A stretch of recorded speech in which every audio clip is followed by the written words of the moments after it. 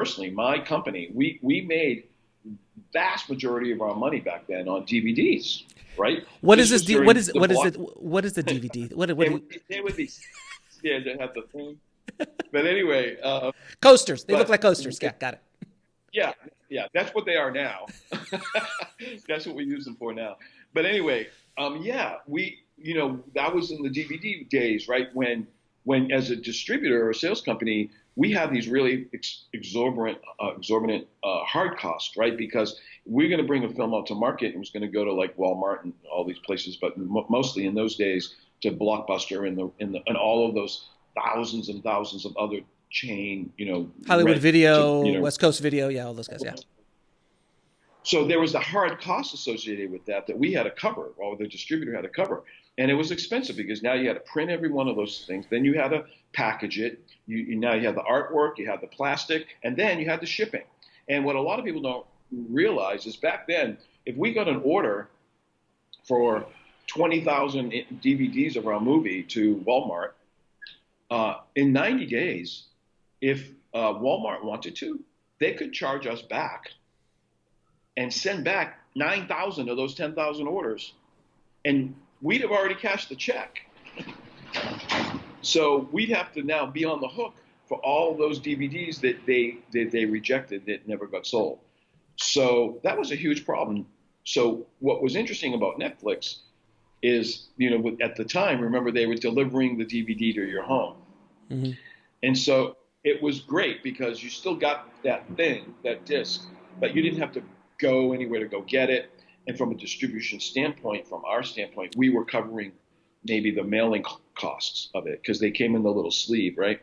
So there was a lot of that other cost was eliminated. But then when they switched over to streaming and the DVD just went out of style, that changed everything completely because now there is zero cost. There's nothing. Zero hard cost. There's nothing to charge back. And so now that profit margin significantly increased. And essentially, we're still there today with what's going on with VOD. But it significantly increased, but the money that you can get for your film, it completely decreased dramatically. So the cost, perfect example though, before a DVD would cost you $15, right? Yeah. And now a movie costs you free if it's on Prime. Yeah. Or if it's on part of your streaming service. So the devaluation has really hurt the filmmaker in many ways, correct? 100%. I mean, it was $5 or $6 just to rent it for the night. And I know and even before that, the VHS, don't forget, you used to get charged if you didn't rewind. Be kind, rewind. You did. You used to get charged.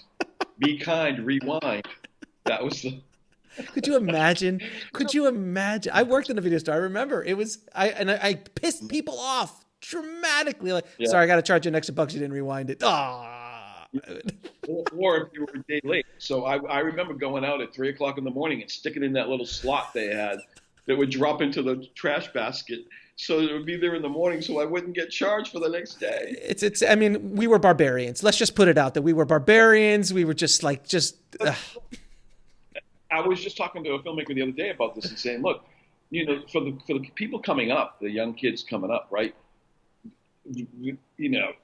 Today is like such a different conversation. I mean, when I started, somebody asked me about the origins of P&A. Like, why do they call it P&A?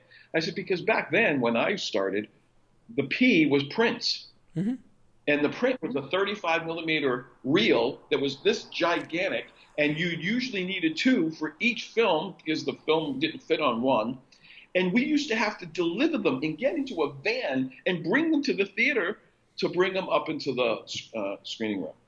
Mm-hmm. At every theater. They had what was a print? I know, if I remember correctly, it would be like a $20,000 cost or $15,000 cost, right? Very, very expensive. Per print. And where now you could literally upload it and they can download it for free, essentially. Yeah. Almost. Yeah. Or now you can literally walk into a theater with a USB and here's my movie.